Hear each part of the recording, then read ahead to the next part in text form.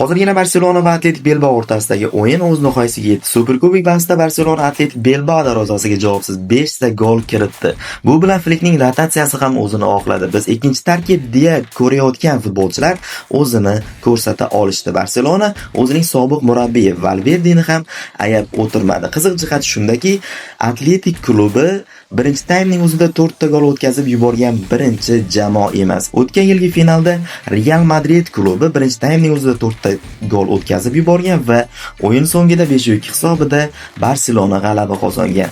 Fikrimcha, klublar bizga olovli finalni taqdim etishmoqda. Agar ertaga Atletico Madridni Real yutadigan bo'lsa, Barselona o'zining chempionligini saqlab qolish uchun, Real Madrid esa o'tgan yilgi alamini olish uchun harakat qiladi va biz olovli final guvohiga aylanamiz do'stlar.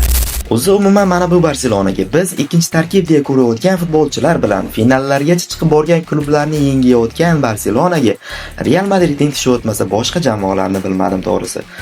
Fikringizni izohlarda yozib qoldiringlar.